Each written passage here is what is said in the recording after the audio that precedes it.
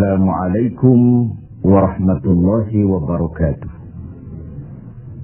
Alhamdulillahi rabbil alamin. Wassalatu wassalamu ala asyrafil anbiya'i wal mursalin Sayyidina Muhammadin wa ala alihi wa sahbihi ajma'in. Amma ba'd. Saudara-saudara sebangsa, setanah air dan sekeyakinan yang berbahagia. Data-data terakhir yang sampai kepada kita membuat kita sebagai bangsa semakin prihatin. Walaupun tentu tidak membuat kita jadi pesimis, seraya kita tetap memberikan penghormatan dan penghargaan kepada upaya-upaya yang telah dilakukan oleh pemerintah kita. Data itu adalah 3/5 dari jumlah penduduk kita hidup di bawah garis kemiskinan. Ini artinya apa? 60% dari 210 juta rakyat kita hidup di bawah garis kemiskinan dan 20% diantaranya dalam kemiskinan mutlak. Berbagai macam komentar orang, ada yang tetap dalam alur rasional memberikan analisa kenapa dan mengapa ini terjadi. Ada yang berpendapat kurang kompaknya tim ekonomi kita. Ada yang bilang karena korupsi masih merajalela. Ada yang bilang rendahnya upaya untuk law enforcement. Ada yang lebih cenderung mencari kambing hitam, menyalahkan masa lalu. Namun realitasnya kemiskinan itu tetap berjalan, tetap berlangsung. Sementara kita harus melakukan upaya-upaya di dalam alur kebersamaan terhadap kondisi yang dihadapi oleh mayoritas bangsa kita ini.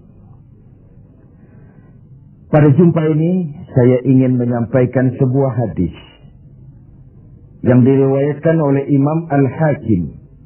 Rasulullah sallallahu alaihi wasallam bersabda, Arba'un man kunna fihi nasyarallahu rahmatuh wa adkhalahu jannatuh. Ada 4 hal. Siapa saja yang mempunyai ke-4 hal ini, Allah akan pancarkan rahmat kepadanya.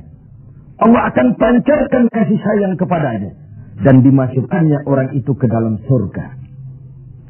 Mari kita lihat semua kita termasuk salah satu saja dari 4 hal yang dibicarakan ini. Yang pertama, man awa miskinan. Orang yang memberikan perlindungan, memberikan tempat tinggal, menaungi orang-orang yang miskin. Allah melebihkan rezeki sebagian kita dari yang lain, agar dalam hidup terjadi take and give.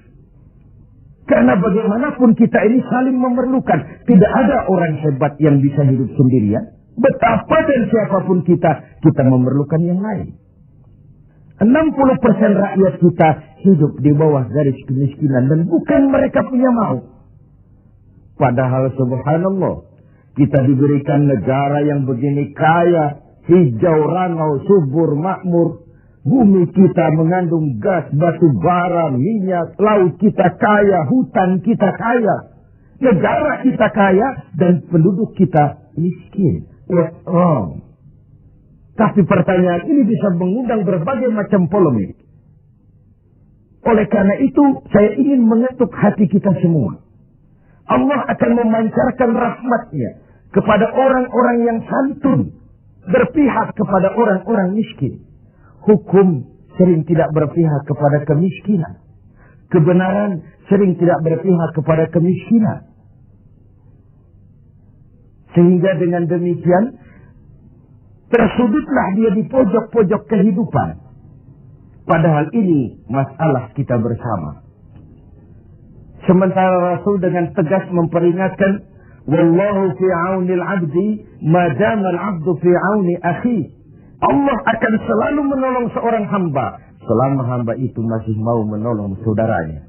Jikalau kita sudah tidak punya kepedulian kepada saudara-saudara kita yang hidup di bawah garis kemiskinan, Jikalau kita biarkan mereka meratap dalam keputusasaan, jangan heran Allah juga tidak akan pernah peduli dengan kita.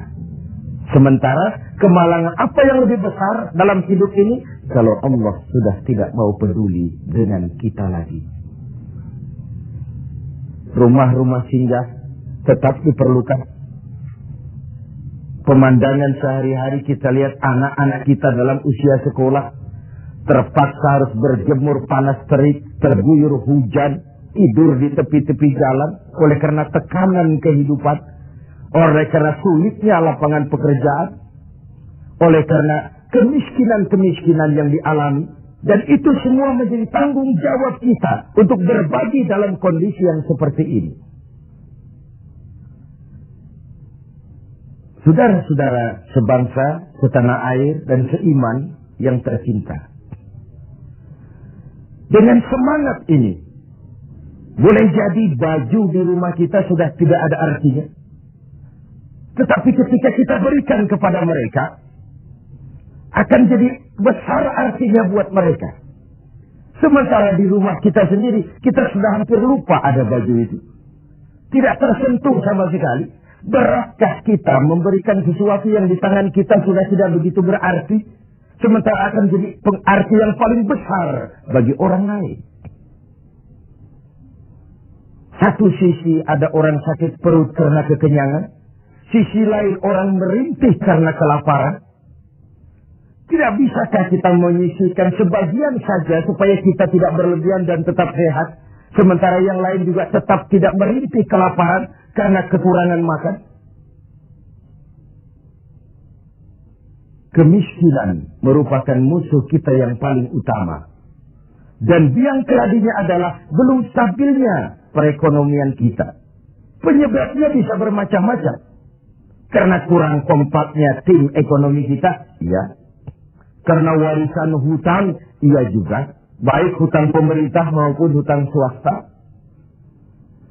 Karena orang-orang para pemimpin kita belum mampu melakukan terobosan-terobosan ekonomi yang menggembirakan, iya juga. Tapi rakyat kita sesungguhnya, kita lihat.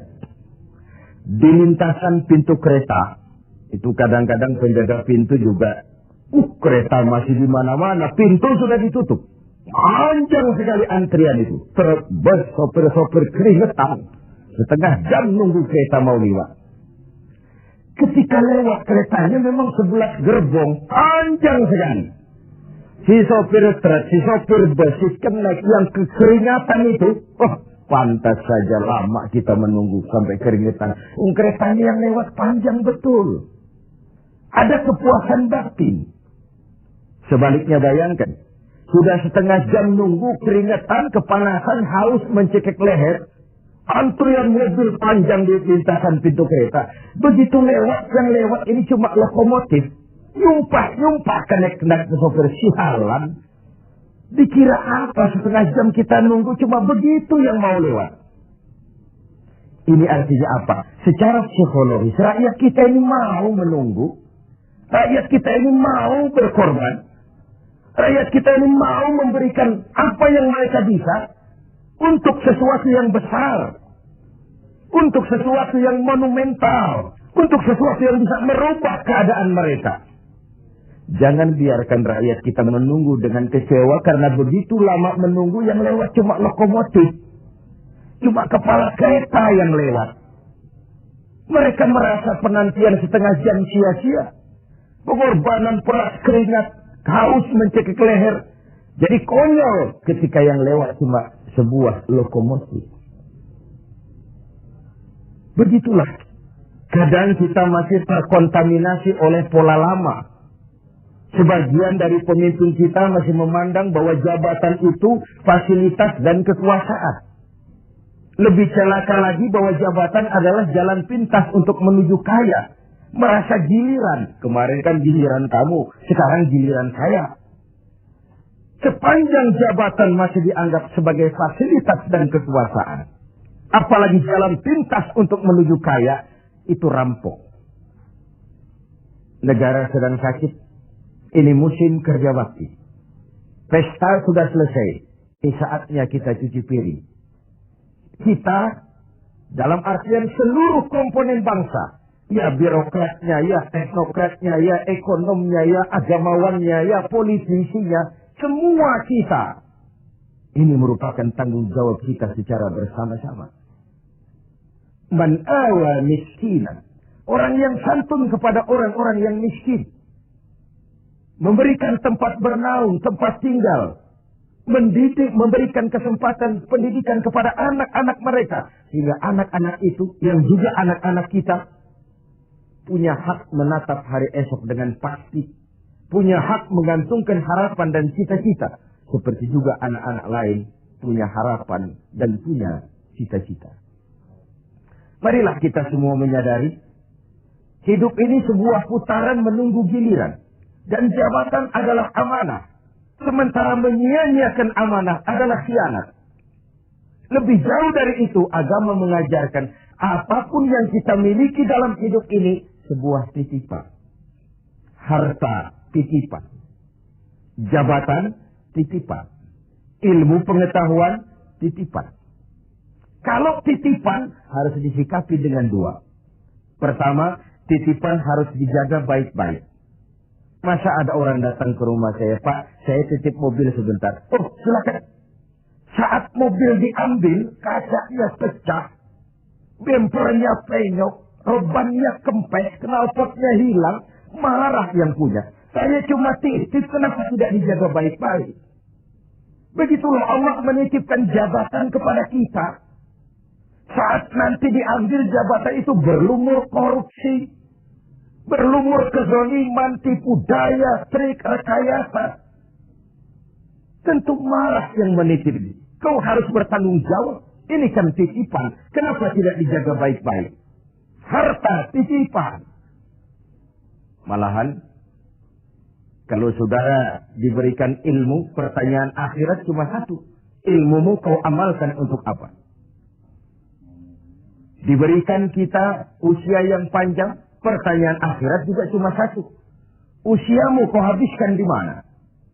Tapi diberikan kita harta, pengadilan akhirat akan bertanya dua. Hartamu kau dapat dari mana? Kau belanjakan kemana? Depan dan belakangnya ditanya, dari mana dan kemananya. Itu sebabnya Rasulullah berpesan, hasibu anfusakum qabla an tuhasadu. Hitung dirimu sebelum Allah yang menghitungnya. Dengan bahasa sekarang, kalau malam-malam ada baiknya kita putar film hidup kita ini.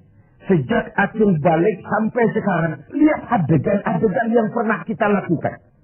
Oh, tanggal sekian, bulan tahun sekian, saya nyolong, saya korup. Tanggal sekian, bulan sekian, saya nempeleng orang tanpa alasan yang benar. Putar film itu. Apa target dari semuanya? Kalau ada adegan yang tidak pantas, sekarang ini kita masih bisa melakukan sensor. Taubat maksudnya, pemutihan. Ada suara yang kurang jelas, masih bisa dubbing. Ada alur cerita yang kurang utuh, masih bisa editing. Proses sensor, proses editing, proses dubbing masih dimungkinkan sekarang. Sekarang, di dunia ini. Kalau nanti di padang mahsyar Allah yang memutar film kehidupan kita, tidak akan ada waktu lagi untuk sensor, dubbing, editing, yang ada tinggal pertanggungan jawab. Dan hari itu seperti sering kita baca dalam surah Yasin, al-yawma nakhtimu ala afwahihim wa tukallimuna aydihim wa tashhadu arjuluhum bima kanu yaksibun. Mulut mereka kami gembok, tangan mereka akan laporan, dan kaki mereka akan memberikan kesaksian terhadap apa saja yang telah mereka lakukan. Jabatan adalah titipan. Dia harus dijaga baik-baik. Yang kedua, kalau titipan tidak boleh membuat orang arogan, sombong. Dititipi, sekadar dititipi kok sombong. Apa alasannya? Orang titip mobil ke rumah saya, yang punya mobil pergi, saya petatang-peteteng, membangga-banggakan. Ini mobil hebat, ini mobil mutakhir, ini mobil canggih. Mobil orang titip. Begitulah kita. Ini jabatan, titipan. Kenapa harus sombong? Ini harta, titipan. Kenapa mesti sombong? Ini ilmu pengetahuan, titipan. Kenapa harus sombong? Titipan tidak perlu membuat kita jadi arogan. Bahkan kalau dia jabatan itu top. Kata orang Belanda, legend is louden. Memimpin adalah jalan menderita. Pemimpin adalah orang yang kesepian. Di dunia diikat dengan berbagai macam aturan. Di akhirat akan dibuka perkaranya yang besar-besar.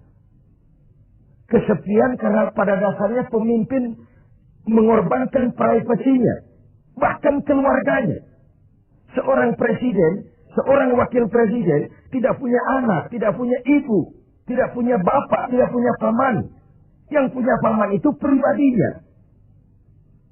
Kalau presiden punya anak, lalu anak-anaknya jadi warga negara kelas 1, ikut-ikut ngurus negara, kan ini penyakit kita.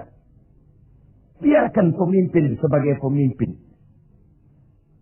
Karena memimpin adalah jalan menderita. Dan pemimpin pada umumnya orang-orang yang kesepian. Ini musim kerja bakti. Hanya dengan semangat kebersamaan. Ke atas saya mengingatkan. Ke bawah saya mengimbau. Mari kita berbagi rasa. Dengan saudara-saudara kita yang hidup di bawah garis kemiskinan. Karena bukan saja ini tanggung jawab nasional. Tapi juga tanggung jawab keagamaan. Seorang muslim baru sempurna imannya. Jikalau dia merasakan apa yang dirasakan oleh tetangga sebelahnya. Bahkan tidak sempurna iman kamu. Jikalau kau tidur dalam perut kenyang. Sementara tetanggamu merintih kelaparan. Belum sempurna imanmu. Begitu kepekaan Islam. Sampai iman dijadikan taruhan terhadap perbaikan nasib orang-orang miskin. Bukan sekedar sebuah slogan. Bukan sekedar sebuah simbol. Tapi sebuah realita kehidupan beragama. Tangan di atas lebih baik daripada tangan di bawah. Orang mukmin yang kuat lebih disukai Allah ketimbang orang mukmin yang lemah. Lemah ekonominya, lemah pendidikannya, lemah jaringan sosialnya, lemah kebudayaannya. Orang mukmin yang kuat lebih disukai Allah daripada orang-orang mukmin yang lemah. Terus kalau kita dalam posisi itu, sekaranglah waktunya untuk berbuat. Jangan biarkan saudara-saudara kita merintih kelaparan.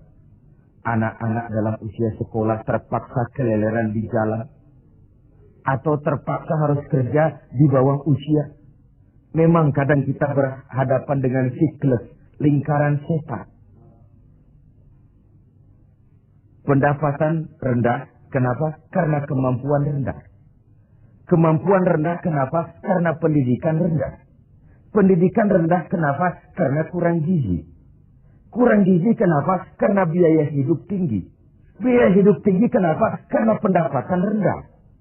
Begitu berputar lingkaran setan ini. Tapi what can we do now? Apa yang bisa kita lakukan sekarang? Buat tetangga kita, buat masyarakat lingkungan kita, setidaknya man awa miskinan. Orang yang menolong orang-orang miskin. Memberikan tempat tinggal. Melindungi mereka. Akan dipancarkan rahmat Allah kepada mereka. Kasih sayang Allah akan berlimpah. Si miskin mungkin tidak akan bisa membalas. Tapi Allah akan memberikan balasan. Melalui jalan yang tidak pernah kita sangka. Ketimbang kita mencari kambing hitam. Oke lah, yang salah tetap salah. Tapi kan dengan argumen, bukan dengan sentimen. Untuk menegakkan kebenaran, bukan untuk menang-menangan. Zaklik, tidak personlik. Menyentuh dan bukan menyinggung. Biarkan hukum tetap tegak. Biarkan penataan ekonomi kita tetap profesional. Sementara kita yang oleh Allah diberikan sedikit kelebihan. Sedikit kemampuan. Mari kita berbagi untuk mengatasi persoalan bangsa yang memang berat ini. Ini yang pertama. Yang kedua, orang yang akan dapat pancaran rahmat dari Allah itu warahimad dha'ifa. Orang yang punya sifat belas kasih kepada mereka yang lemah. Keberpihakan kepada orang-orang yang tidak berdaya. Tadi saya katakan, kebenaran jarang berpihak kepada si miskin dan si lemah. Hukum sering tidak berpihak kepada si miskin dan si lemah. Tengoklah sekarang. Kalau orang besar punya banyak uang, dapat masalah, tim pembelanya itu antri. Tim, bukan lagi 1-2 orang, tim. Paling sedikit 3 orang. Tapi ketika si miskin dan si lemah terpuruk di sudut kehidupan, hak-hak asasinya diinjak-injak, siapa yang mau peduli? Masih segar dalam ingatan kita nasib yang menimpa Marsina, Sengkon dan Karta, wartawan Udin, koran Bernas. Itu sekadar yang naik ke permukaan. Entah berapa puluh Marsina di Republik ini. Entah berapa banyak Sengkon dan Karta di negeri ini. Entah berapa banyak Udin Bernas di bumi tercinta ini. Sehingga orang sering mengeluh. Banyak pengadilan, tapi sulit mencari keadilan. Hukum berpihak kepada yang terkenal, kuasa, dan punya uang. Law enforcement tersendat-sendat. Kalau sudah orang beruang, ternama, punya masalah, antri yang bela. Rame-rame kur menyanyikan lagu, maju tak gentar, membela yang bayar. Sementara si lemah, si miskin, terseok-seok mencari keadilan. Merintih ketika hak asasinya diinjak-injak. Dan tidak tersentuh sama sekali. Sebagai refleksi dari itu, jangan heran kalau lalu muncul street justice. Pengadilan jalanan, maling motor tangkap, bakar. Refleksi dari ketidakpuasan rakyat melihat hukum selama ini. Di mana rakyat menyaksikan dengan mata telanjang kalau orang kecil berbuat salah, hukum cepat-cepat ditegakkan. Kalau yang besar salah, orang diam pura-pura tidak mengerti. Di situ tumbuhnya luka rasa keadilan. Karena hukum begitu berpihak. Di kalangan elit di atas sering terjadi bargaining untuk kepentingan pribadi mereka. Dengan label atas nama rakyat. Mewakili rakyat. Demi rakyat. Untuk rakyat. Rakyat sendiri nggak pernah tahu kalau di atas namakan. Nyaris rakyat kita lebih sering jadi address. Orang numpang alamat. Karena terjadi bargaining position. Untuk saling menutupi aib dan koreng masing-masing. Masing-masing memegang kartu truf. Kamu bongkar, saya bongkar. Kamu ngomong, saya ngomong. Maka upaya menegakkan hukum jadi semakin terseok-seok adanya. Saudara-saudara sebangsa, setanah air, dan seiman yang tercinta. Keberpihakan kepada orang yang lemah dan tidak berdaya. Bukan karena kita kepengen jadi hero. Tidak. Ini bagian dari ibadah. Bagian dari ibadah. Of course, lebih nikmat berpihak kepada kekuasaan memang. Numpang mujur, ikut nimbrung. Kekuasaan itu gula. Tentu saja banyak semut di sekitarnya. Harta juga manis. Banyak gula di sekelilingnya. Sampai-sampai ada pepatah Arab mengatakan, Inna darahima fil amakini kulliha taksur rijala mahabatan wa jalala. Uang dan kekuasaan itu di mana-mana bikin gagah orang yang memilikinya. Bikin hebat orang yang menguasainya. Orang yang punya uang dengan yang tidak punya uang, janganlah gaya hidupnya, gaya jalannya saja lain. Yang kecil-kecilan sajalah.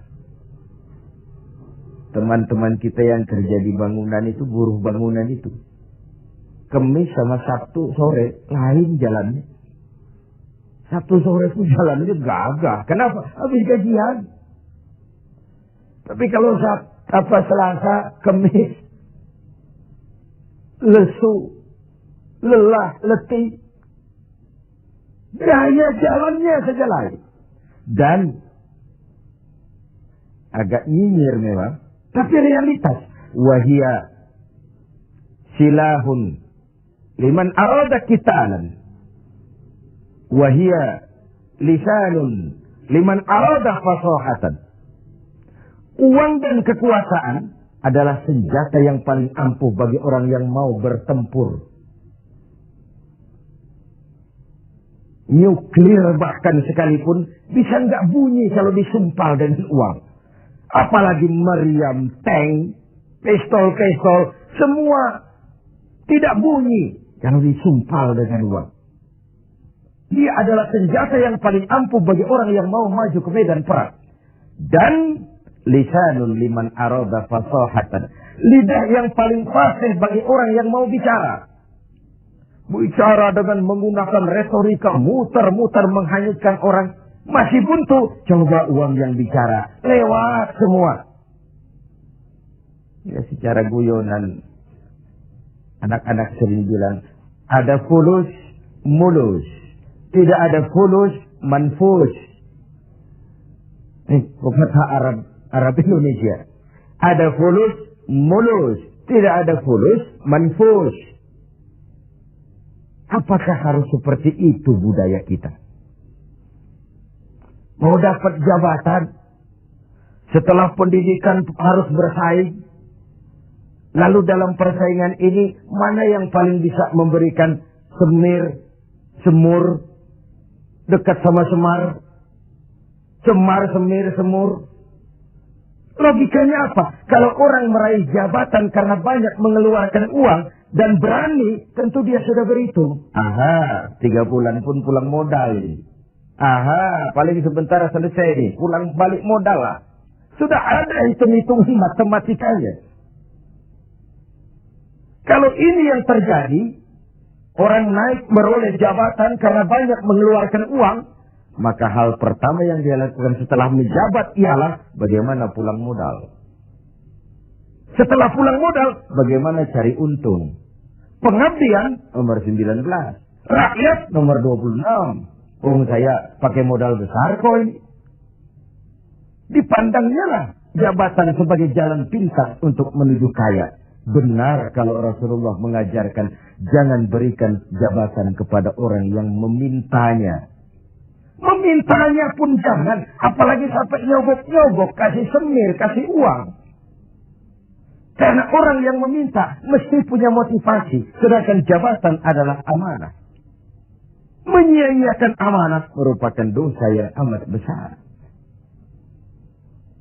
Saudara-saudara seiman dan sekeyakinan yang berbahagia. Setiap kita pemimpin. Setiap pemimpin akan dimintakan pertanggungjawab terhadap apa saja yang dipimpinnya. Suami pemimpin di rumah tangganya. Ibu pemimpin bagi anak-anaknya. Pemuda pemimpin bagi dirinya. Pak Lurah pemimpin di kelurahannya. Setiap kita pemimpin dan setiap kita akan dimintakan pertanggungjawab terhadap apa saja yang kita pimpin. Sungguh pun itu kecil kita sembunyikan dari pandangan orang banyak. Namun Qadra Rabbul Jalil Maha mengetahui. Inilah etika otonom. Merasakan kehadiran Allah dekat dalam hidup. Ada sebuah karikatur.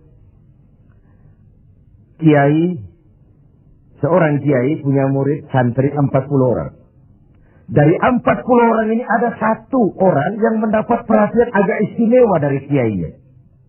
Santri-santri yang lain protes. Kiai, kami ini semua kan santrinya kiai. Kami ngaji sama kiai. Kenapa yang satu itu perhatiannya dilebihkan dari kami? Apa kekurangan kami? Senyum kiai kita ini. Lalu bilang, oke, kalau kau mau tahu, besok pagi kumpul di sini jam 10. Esoknya jam 10 kumpul 40 santri, termasuk yang dapat perhatian istimewa tadi. Anak-anakku, kata kiai, hari ini saya ingin memberikan pelajaran kepada kalian semua. Masing-masing kalian aku berikan seekor anak ayam dan sebilah pisau. Bertebaranlah kalian dengan anak ayam seekor dan sebilah pisau ini. Cari tempat yang tidak ada yang lihat. Sembelih ayam itu di situ. Cari tempat yang tidak ada yang lihat. Sembelih ayam itu di situ. Anak ayam itu. Bertebaranlah santri mencari tempat yang dipesan kiai tadi. Cari tempat yang tidak ada yang lihat. Ada yang masuk ke dalam gua. Gelap, tengok kiri kanan, tidak ada orang. Potong anak ayamnya. Ada yang cari semak belukar. Noleh kiri kanan, tidak ada orang. Potong. Ada yang naik ke gunung tinggi. Ada yang ke tepian sungai. Macam-macam. Alhasil, pada waktu yang ditentukan berkumpullah ke 40 santri ini. Bagaimana? Tanya Pak Kiai kita. Lapor Kiai, sudah kami sembelih semua. Sudah semua, sudah. Majulah santri yang satu ini, yang dapat perhatian lebih ini. Saya, Kiai, kenapa? Saya tidak bisa menyembelih anak ayam yang Kiai berikan tadi. Kenapa? Kenapa tidak kau sembelih? Tadi waktu mau berangkat Kiai pesan, cari tempat yang tidak ada yang lihat, sembelih anak ayam itu di sana. Saya sudah berusaha, Kiai. Saya pergi ke gunung yang tinggi, ke lembah yang curam, ke semak belukar, ke hutan belantara, ke dalam gua bahkan. Tetapi kemanapun saya pergi, dimanapun saya berada, Allah tetap melihat, Kiai. Saya tidak bisa menyembelih ayam, anak ayam ini seperti pesan Kiai tadi. Kiai senyum, lalu menghadapi 39 santri yang lain. Nah, kau tahu kan kenapa dia lebih istimewa dari kalian semua? Dia punya etika otonom. Dia merasakan kehadiran Allah dekat dalam hidup. Tengoklah dalam upaya memberantas korupsi di negeri ini. Berapa banyak tim yang sudah kita bentuk. Berapa banyak operasi yang sudah kita lancarkan. Entah yang namanya operasi kilat, operasi Raja Wali, operasi Halilintar, operasi Gledek. Tim ini, tim itu, tim ini, tim itu. Ketika terbentur gunung, timnya bubar. Operasinya selesai. Sementara korupsi tetap berjalan. Mari kita kembali kepada nurani. Dalam kondisi negara kita terpuruk, ekonomi kita begini rupa, 60% rakyat kita hidup di bawah garis kemiskinan. Masih bisakah kita menyalahgunakan jabatan untuk kekayaan pribadi? Masih maukah kita memperkaya kelompok sendiri dengan menyia-nyiakan rakyat banyak? Masih tegakah kita bermain-main dengan hukum? Kita tahu sesuatu itu benar, tapi terus kita injak. Kita tahu sesuatu itu salah, tapi terus kita kerjakan. Kita tahu sesuatu itu benar, tapi kita tidak berupaya membelanya. Benar, kalau Rasulullah Sallallahu Alaihi Wasallam pernah mengajarkan sebuah doa. Allahumma arinal haqqa haqqa warzuqna ittiba'ah wa arinal batila batilan warzuqna ijtinabah. Ya Allah, tunjukkan kepada kami bahwa yang benar itu adalah benar. Berikan kami kemampuan, kekuatan, kemauan untuk membela, mengikuti yang benar itu. Tunjukkan juga kepada kami bahwa yang salah itu salah. Berikan kami kekuatan, keberanian, kemampuan, kemauan untuk menjauhi yang salah itu. Ini artinya apa? Banyak orang tahu sesuatu itu benar, tapi dia tidak berdaya mengatakan itu benar. Dia tidak punya kekuatan untuk membela yang benar. Dia tidak punya kemauan untuk menyampaikan yang benar. Sebagaimana banyak juga orang tahu sesuatu itu salah, batil, zalim, tidak benar, inkonstitusional. Tapi dia tidak punya daya, kekuatan dan kemampuan untuk menghindari yang tidak benar itu. Yang terjadi kemudian di masyarakat adalah kerancuan. Bisa saja terjadi yang benar dianggap batil, yang batil menjadi hak. Yang halal dikatakan haram, yang haram menjadi halal, atau setidaknya disamarkan. Kerancuan nilai ini membuat masyarakat menjadi tidak menentu. Oleh sebab itu, keberpihakan kepada yang lemah seperti dianjurkan dalam hadis ini. Rahimat dhaif, orang yang bersifat kasih sayang kepada orang-orang yang lemah. Selain ada pula versi hadis Nabi yang menyatakan irhamu salasatan minan nas, kasihanilah 3 macam manusia. Dikasihani siapa? Pertama, azizan zalla, orang terhormat yang jatuh hina, pejabat tinggi yang pensiun, terkena post power syndrome. Itu kalau tidak kuat mentalnya, mengalami semacam frozen emotional attitude. Dan itu yang masih menghinggapi para birokrat kita sekarang. Dengar mau ada mutasi ke asap gerusu, cari orang pintar, cari mbah. Sholatnya masih menghadap Allah, tapi urusan kayak begini, cari orang pintar, cari mbah. Jadi iya kena budu wa mbah nasta'in. Ini kan tidak konsisten, mukhtalif, mencampur aduk yang hak dengan yang batil. Akhirnya segala macam cara diusahakan. Dia merawat jabatannya bukan dengan prestasi kerja yang baik, bukan dengan kondite karena memang melaksanakan tugas dengan sebagaimana mestinya, tapi banyak melakukan menangi atasan, suap sana, semir sini, semur situ. Azizan zalla, orang terhormat yang jatuh hina, terkena post power syndrome, tidak sadar hidup ini kok cuma nunggu giliran kan. Ada saat datang, ada waktu pergi, ada hari lahir, ada saat kembali, ada waktu dilantik, ada saat menyerahkan jabatan. Wa tilkal ayyamu nudawiluha bainan nas. Hari itu kami putar di antara manusia. Apa yang kekal?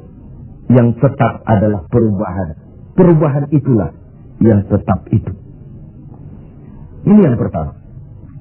Yang kedua, ghaniyan qad istaqar, orang kaya yang jatuh miskin.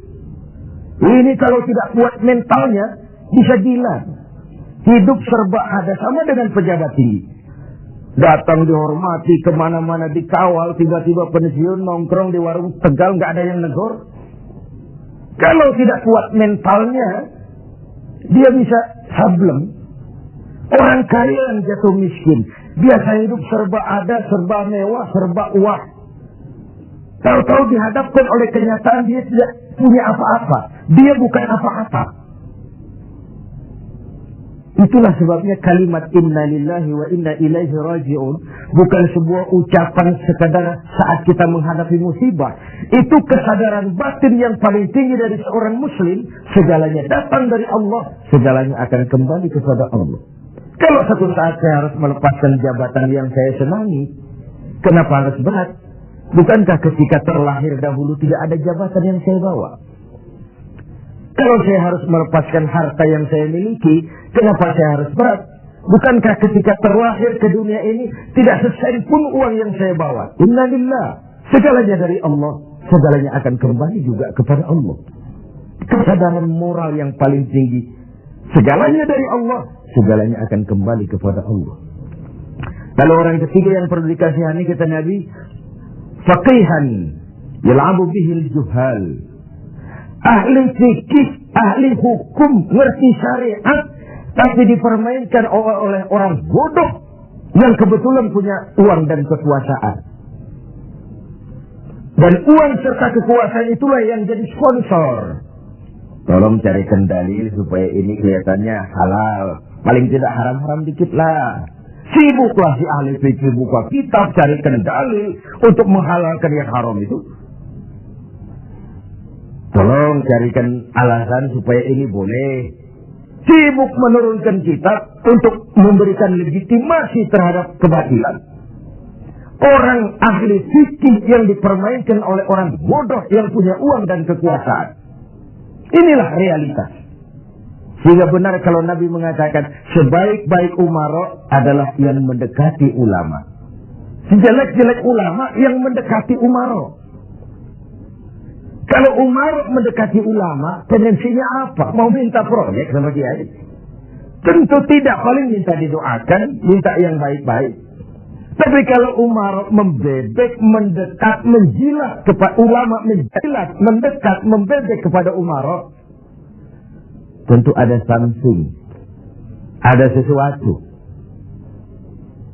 Saudara-saudara yang terhormat, saya kembali kepada masalah 4 hal yang mendatangkan rahmat Allah tadi, yaitu yang kedua, rahimad dhaif.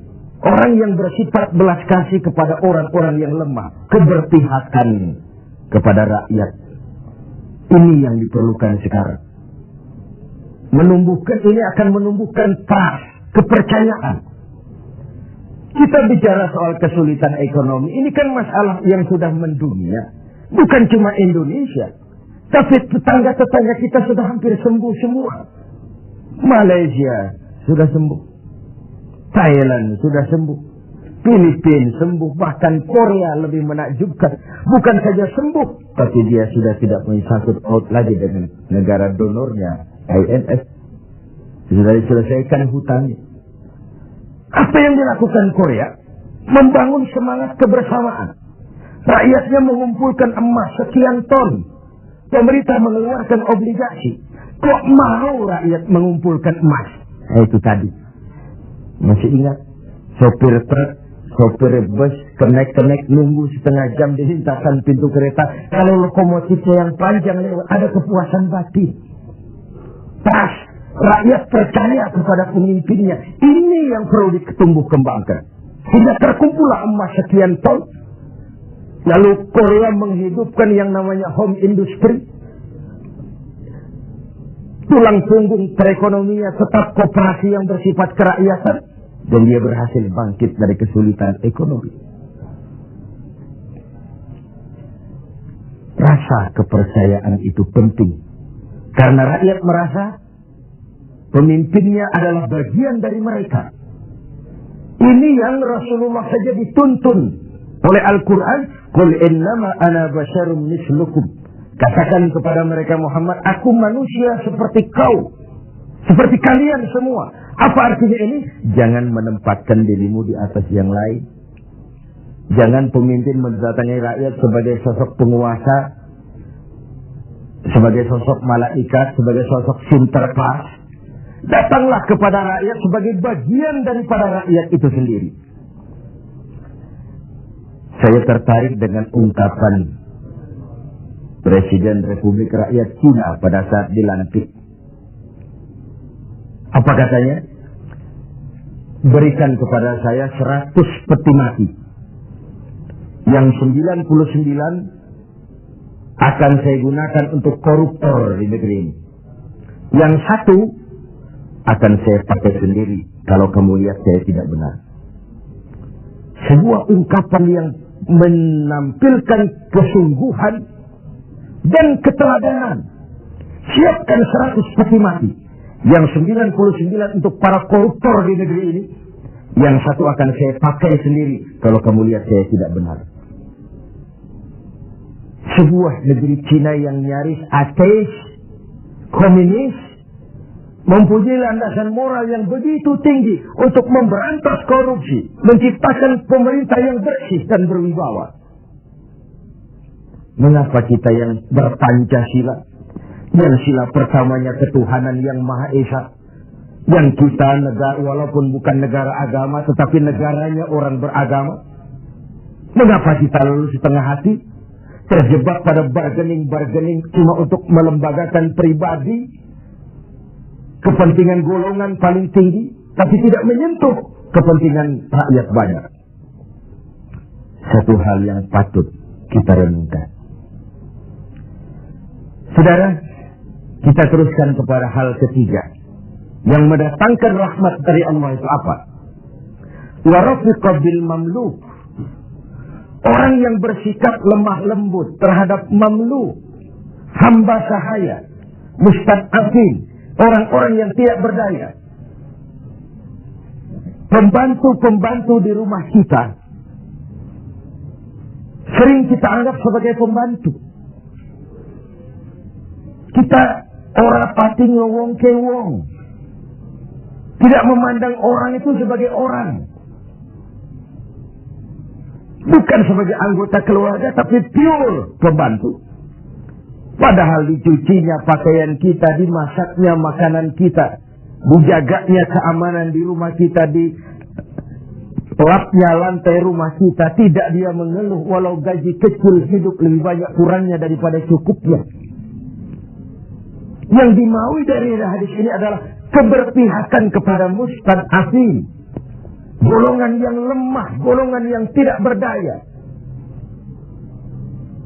Kita bisa bayangkan, hanya 2% saja dari jumlah penduduk Indonesia yang hidup dalam gaya yang begitu luar biasa, menikmati segala macam fasilitas. 98%-nya bergantung kepada yang 2% ini. Mereka yang owner, mereka yang menguasai uang, mereka yang terjebak dalam kredit yang triliunan. Bayangkan saja, ketika aset kita diberitakan 600 miliar di PPPN, tapi kemudian real cost yang sesungguhnya cuma 160 miliar. Terjadi 340 miliar yang di-markup sedemikian rupa. Begitu mudah orang mendapat fasilitas. Dengan semangat nasionalisme yang hampir tidak ada sama sekali. Ketika terjadi gonjang-ganjing di negeri ini, dengan berobatlah mereka berangkat ke luar negeri dengan segala macam lah. Lalu, what can we do? Apa yang bisa kita lakukan dalam kondisi seperti ini? Diperlukan tekad dan keteladanan. Tekad dari kita semua. Betapa seorang presiden Cina yang notabene adalah komunis punya ungkapan moral yang begitu tinggi ketika dia dilantik menjadi presiden. Saya ulangi lagi ungkapan ini karena memang menarik. Berikan aku 100 peti mati, yang 99 akan aku gunakan buat koruptor, yang satu aku pakai sendiri kalau kau lihat aku tidak benar. Ini kan senapas benar dengan pidato pelantikan Abu Bakar As-Siddiq, Umar Ibn Al-Khattab. Kalau kau lihat aku benar, bantulah aku. Kalau kau lihat aku salah, tegurlah aku. Abu Bakar dengan tawadunya mengatakan, inni wulitu alaikum walastu bi khairikum. Aku telah dipilih untuk memimpin kalian, padahal aku bukan orang yang terbaik di antara kalian. Kalau kau lihat aku benar, bantulah. Kalau kau lihat aku salah, tegur. Dan Sayyidina Umar dengan jujur juga menjawab, aku akan menegurmu dengan pedangku. Artinya apa? Jangan main-main dengan jabatan. Jangan main-main dengan jadi pemimpin. Sekedar kepengen dihormati, sekedar kepengen hidup dengan segala macam fasilitas yang serba wah, kemana-mana dikawal orang, dihormati, cuma sebatas itu. Lalu tidak punya konsep ke depan membawa rakyat keluar dari kesulitan. Saudara-saudara sebangsa, setanah air dan seiman yang berbahagia. Warafiqat bil mamluk, orang yang bersikap lemah lembut kepada orang-orang yang dalam kekuasaan orang lain. Budak sahaya, para pembantu, tenaga-tenaga kerja level bawah. Kita bersyukur kalau kita ke Korea, kita ke Hong Kong, tenaga-tenaga kerja kita masih memasuki pasaran menengah. Tapi di beberapa negara lain, yang kita kirim tenaga kerja lapangan ke bawah, itu kan potret dari SDM kita. Dan saya katakan berbentuk lingkaran setan, siklus. Bagaimana kita berharap mendapat pendapatan yang tinggi kalau prestasi kerja kita rendah? Bagaimana prestasi kerja mau tinggi kalau dasar pendidikannya rendah? Bagaimana pendidikan mau tinggi kalau gizi, menu yang dimakan juga kalorinya rendah? Bagaimana mau mendapat menu kalori dan gizi yang tinggi kalau daya beli lemah? Bagaimana daya beli mau kuat kalau pendapatan juga rendah? Berputar di sekitar itu. Oleh karenanya dituntutlah kepekaan dalam situasi sekarang. Sulit-sulitlah, siapa yang tidak sulit? Yang kaya saja mengeluh, konon yang miskin. Yang masih punya kerjaan saja mengeluh, konon lagi yang sama kaya saja mengeluh, konon yang miskin. Yang masih punya kerjaan saja mengeluh, konon lagi yang sama sekali tidak punya kerjaan. Hopeless, homeless. Dan ini kesulitan kita bersama. Mari kita berbagi. Wallahu fi auni al-'abdi madama al-'abdu fi auni akhi. Allah akan selalu menolong seorang hamba selama hamba itu masih mau menolong saudaranya. Selama kita utuh, kokoh dan kuat, bersatu sebagai bangsa, tidak ada kesulitan yang tidak bisa kita atasi. Hutang-hutang kita, paling tidak kita bisa minta rescheduling, debt rescheduling, penjadwalan ulang. Terlalu riskanlah kalau kita minta pemutihan, karena itu memberikan pengumuman bahwa negeri kita bangkrut. Debt rescheduling. Sumber daya alam kita masih memadai. Banyak terobosan-terobosan yang dilakukan selain membebani rakyat dengan berbagai macam pajak. Pajak ini, pajak itu, pajak ini, pajak itu. Tidak adakah satu upaya selain meningkatkan pajak dengan tambahan hutang dari luar negeri untuk memperbaiki ekonomi ini? Let's be ourselves. Mari kita jadi diri kita. Selama ini kita gagal barangkali sebagai bangsa oleh karena kita tidak mau menjadi diri kita. Negara kita negara agraris, tapi teknologi kita berorientasi kepada high tech. High tech itu artinya high cost, tetapi sekaligus high risk. Yang kita perlukan teknologi yang mengarah kepada agro. Sebuah karikatur sederhana. Tingkat kesuburan yang paling tinggi di negeri kita adalah di Pulau Jawa. Humus kesuburannya itu sampai 15 meter ke bawah. Sedangkan di luar Jawa rata-rata 15 cm tingkat kesuburannya. Wajar kalau lalu ada lahan berpindah, ladang berpindah. Karena tingkat humus kesuburannya cuma 15 cm dari permukaan. Apa yang kemudian terjadi? Tanah-tanah yang subur di Jawa ini ditanami gedung, ditanami beton. Untuk kepentingan high-tech.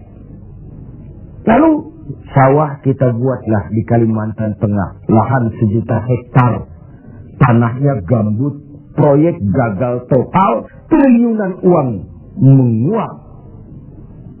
Entah yang dimakap, entah yang disalah alirkan, habislah akhirnya uang setan dimakan jin. Let's be ourselves. Mari kita jadi diri kita. Sebab hanya orang yang tahu benar dirinya, dia akan bisa menempatkan diri. Tetapi pada saat kita sudah tidak tahu siapa kita, apalagi kita mau jadi orang lain, maka kita tidak akan pernah jadi apa-apa. Jangan di bawah bayang-bayang orang lain. Karena bagaimanapun negara donor mau memberikan bantuan karena kepentingan. Apalagi jangan mau jadi orang lain. Jadilah diri kita, itu yang sejatinya. Semangat gotong royong, kebersamaan, kepedulian sebagai budaya yang dimiliki orang-orang tua kita nyaris tercabut dari kehidupan kita. Terjebak euforia, tiba-tiba saja atas nama kebebasan, atas nama demokrasi, kita seakan tercabut dari akar budaya kita. Kita yang santun jadi beringas, kita yang rukun jadi saling mencurigai, kita yang toleran tiba-tiba bermusuhan. What wrong? Apa sih sebenarnya? Siapa melawan siapa? Siapa nyurigai siapa? Siapa membunuh siapa? Kita anak-anak bangsa satu tubuh yang lahir dari rahim Ibu Pertiwi. Pada layaknya menghadapi kesulitan-kesulitan seperti ini, kita bahu-membahu. Saya ingat almarhum Panglima Besar Sudirman punya ungkapan, tidak ada kemenangan kalau tidak ada kekuatan. Tidak ada kekuatan kalau tidak ada persatuan dan kesatuan. Tidak mungkin terwujud persatuan dan kesatuan tanpa semangat silaturahmi. Mau menang kita keluar dari kesulitan besar ini, harus kuat. Mau kuat kita, harus bersatu. Mau bersatu kita, hidupkan budaya silaturahmi. Islah, kata orang sekarang, rekonsiliasi bahasa kerennya. Tidak hanya pada saat memang ada benih-benih disintegrasi, tapi dalam kondisi yang normal. Silaturahmi dilakukan dalam posisi kita sebagai bagian dari rakyat kita. Rakyat memilih pemimpinnya bukan cuma untuk membuka, meresmikan, berkunjung, meresmikan, membuka, meresmikan, berkunjung. Rakyat memberikan amanah kepada kita untuk mengubah keadaan ini, membawa mereka ke arah kehidupan yang lebih pasti dan lebih baik. Saudara-saudara seiman, hal keempat, terakhir, yang mendatangkan rahmat dari Allah adalah wa anfaqa 'alal walidain. Orang yang membelanjakan hartanya untuk kedua orang tuanya. Pada skala yang makro, bagaimana generasi muda menghormati generasi tuanya. Satu hal yang pasti, orang-orang tua kita pernah muda dan kita belum pernah tua. Artinya apa? Paling tidak kita bisa menimba pengalaman. Hidup adalah mata rantai yang berkaitan. Sebuah sukses besar mestilah berangkat dari hal-hal sebelumnya. Listrik yang ditemukan Edison, Thomas Alva Edison, mungkin tidak secanggih listrik sekarang. Tapi kapanpun orang bicara listrik, Thomas Edison juga yang kita ingat. Orang-orang tua kita yang telah berjasa membangun negeri ini dengan keringat, air mata, darah, dan nyawa. Hanya bangsa yang besar yang bisa menghargai para pahlawannya. Hanya generasi terhormat yang bisa menghormati orang-orang sebelumnya. Hidup mata rantai yang saling berkaitan. Betapapun hebatnya kita sekarang, kita tetap merupakan produk dari masa lalu. Itu pada skala makro. Pada skala mikronya, menghormati ibu bapak. Tidak ada bahagia bisa ditegakkan tanpa restu keduanya. Dalam hidup kita sering berziarah ke makam-makam yang kita anggap keramat. Tapi sadarkah kita, keramat hidup itu ada di rumah kita, ibu dan bapak kita. Doanya mustajab, sumpahnya pun manjur. Sehingga Nabi ingatkan, ridallah fi ridal walidain, wa suhtullah fi suhtul walidain. Ridho Allah dalam keridhaan ibu bapak, murka Allah juga dalam murka ibu dan bapak. Agama mengenal kisah Juraij, budaya bangsa kita mengenal kisah Simalin Kundang. Sebuah potret, tidak ada bahagia bisa ditegakkan tanpa restu dari ibu dan bapak. Ada orang mengungkapkan, kalau orang tua kaya, anak jadi raja. Kalau anak yang kaya, orang tua sering jadi budak. Sukses anaknya di ibu kota, ayolah Pak, ikut saja ke Jakarta, Ma, ikut saja ke Jakarta. Sudahlah, tinggal saja di rumah, diam saja, gak usah kerja apa-apa. Biasa di desa dengan segala aktivitas, begitu ke Jakarta diam, kan tak enak juga orang tua. Akhirnya mulai nyapu-nyapu halaman. Akhirnya tidak enak lagi, mulai bantu-bantu ngepel. Dan begitu seterusnya. Berapa banyak pun uang kita belanjakan untuk membahagiakan ibu dan bapak, tidak akan pernah sanggup menebus air susu ibu yang kita minum. Ayah yang pergi pagi pulang petang, peras keringat, banting tulang, kehujanan dan kepanasan untuk membesarkan dan mendidik kita supaya jadi orang.